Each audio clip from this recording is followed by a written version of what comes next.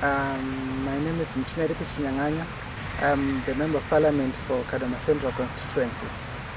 I was elected as Member of Parliament for Kadoma Central in 2018.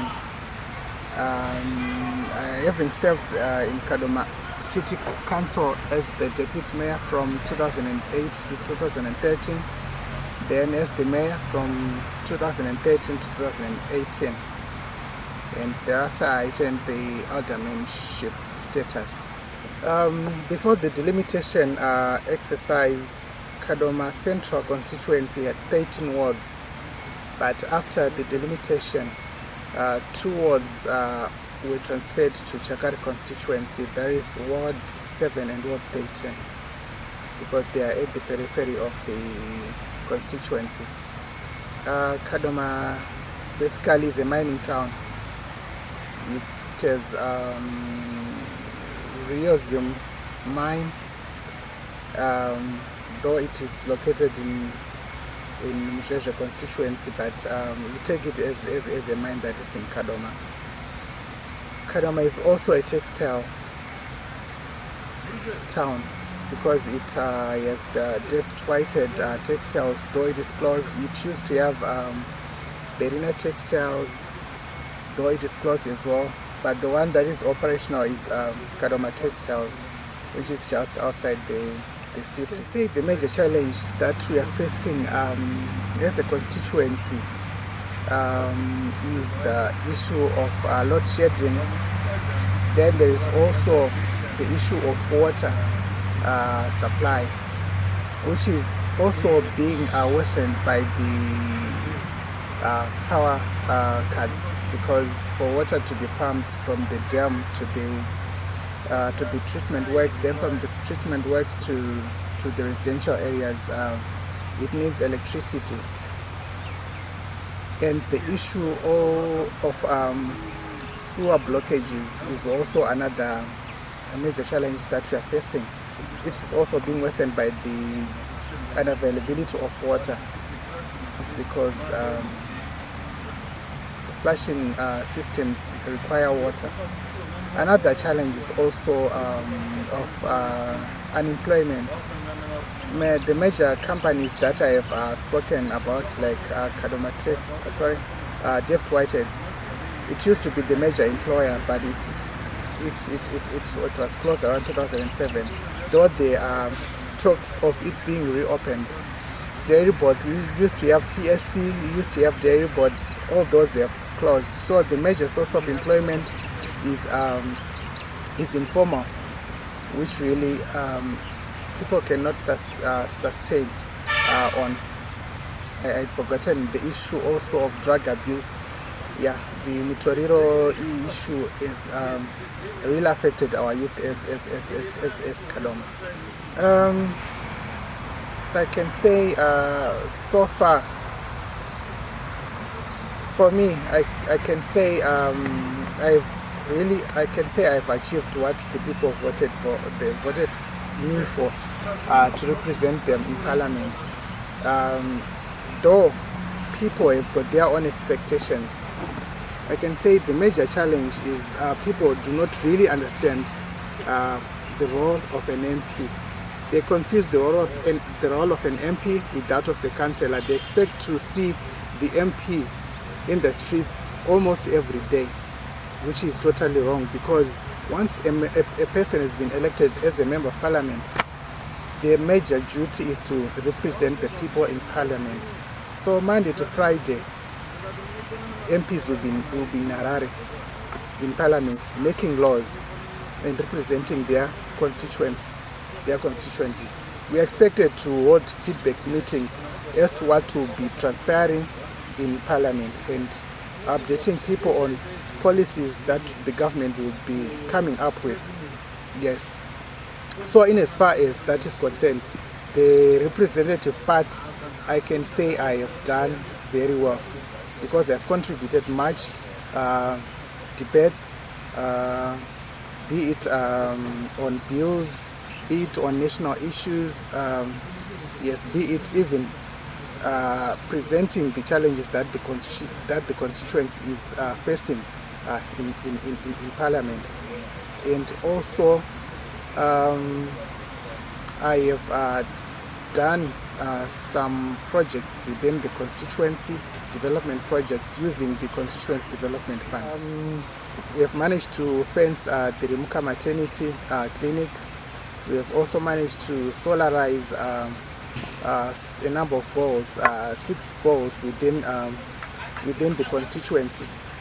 We have converted them from bush pumps to solar balls, and the people are really happy about that because of the water challenges that the constituency has. For Kadoma to return to its former glory, I think the first thing is to reopen the closed industry. Yes, because for Kadoma to develop, the residents should have income. Yes, if the industry is opened and people are employed, then they would have income to sustain their lives, and also to boost the current businesses that are in existence, and families will be well looked after. I can say, like, the issue of water shortages, it can be attributed to a lot of people not being able to pay their rates to council. So there's no way that council can actually augment the pumping capacity at the moment. We need new pumps at the Clodam. We need new pumps at the treatment works. But the council cannot buy those pumps without money, and the money should come from what? From the residents. Yes, so the first thing that needs to be done is to reopen the industry, recapitalize the industry, so that people can have source of income. And another thing is, Kadoma as a city, it needs to have a tertiary institution. It's unfortunate that we do not have a university to talk about. We do have Women's University in Africa. They have a campus, but we need a big campus where we have students even coming from all over Zimbabwe, because that will actually improve the economy of Kadoma. Look at Gweru, look at Chinoi, look at Shavani. The moment that universities were set up there, the economies of those towns changed. The major challenges that I've experienced as a parliamentarian, I can say I've alluded to the issue of the electorate really not knowing or ignorant of the roles of an MP. There are some who understand, yes, but then there are some who totally choose not to understand. Yes, so it's one of the major challenges that the electorate do not really know the role of an MP. Like I said, we have 13 wards, but now we are left with 11 wards. So I try in my feedback meetings, I try as much as possible to cover all the wards. So we notify people that we are going to have a feedback and consultation meeting, but few people choose to come. We really try to publish in social media, people on the ground moving from house to house. Come, the MP has got a feedback meeting with you on such and such a day, or on such and such a date. But come on the day, you find not so many people, right? That is the best way we can meet the people, because there's no way that we can move from street to street. It's impossible because of time. So we actually, but when we called for the meetings, they never came.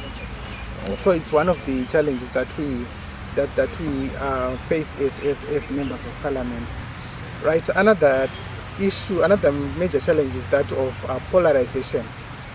Yeah, you know that there is the opposition and the ruling party. Difficult to find a ruling party supporter coming to attend my development meeting, because in their minds they have been told that once an MP is elected, he is a member of the opposition. We don't attend the meetings. They hardly attend our meetings. If you find those people that attend, they are the objective ones, but the majority, they have I don't know how I we can move from that mentality that once a person has been elected as a representative, be it in council, be it in parliament, we no longer wear our political jackets when we do development issues. I now represent everyone. So it's one of the major challenges that we still face. I agree with you, in as much as we can want to blame the electorate, but I think the major blame should be on us politicians, because most of us, not all, most of us have told the electorate the wrong things, and most of us politicians have promised people the things they do not fulfill, and I can attribute that to ignorance on the part of the politicians who get elected, because the majority of them do not actually know what their roles would be. If you read like now, if you read the posters or the manifestos of the people who are running for primary, who are contesting primary elections, you'll be shocked, because most of the things that they are promising the electorate, right, it's council, it's councillors' duties. It's the role of the council, not of the member of parliament. You find an MP saying, I'll be fixing your roads. That's not the role of an MP. I'll provide clean water. That's not the primary role of an MP. Yes, of course, they can do boreholes, but that's secondary. Yes. You also saying we will fix sewer blockages for you. That's not the role of an MP. An MP will come in when council has actually failed and will say, no, using our CDF,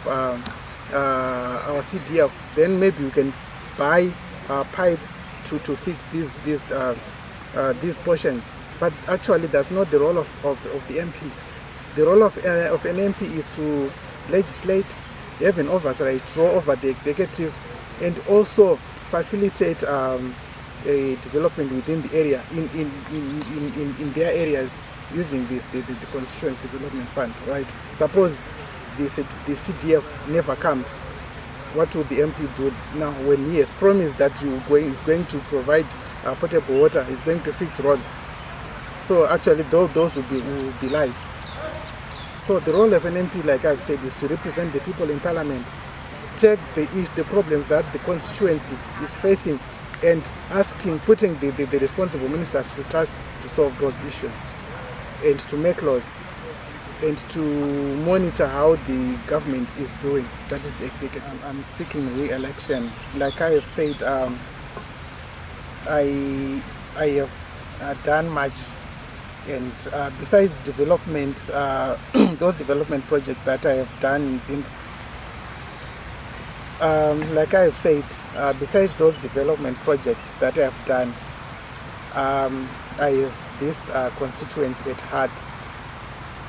Having started in council, and having been the deputy mayor, the mayor, and the MP at the moment, I have created a profound relationship, a symbiotic relationship with the electorate. I take them as my family. So I would really want to continue serving the people. I have assisted a lot of families, the less privileged, with food, school fees. I've been paying quite a lot of people underprivileged with fees, be it university fees, primary school, secondary school. Yes, so I really wish to continue serving the people. We need a united Zimbabwe. We need to put aside our political differences. We are all God's children, and we should love one another despite our differences politically. We need really to unite to take Zimbabwe to another level, because the current situation that is obtaining in our country is not pleasing. Zimbabwe will not progress for as long as we have the kind of partisan politics that we have. We need to unite for a common goal of uplifting our nation, of developing our nation, and God helping us, I'm sure that is possible.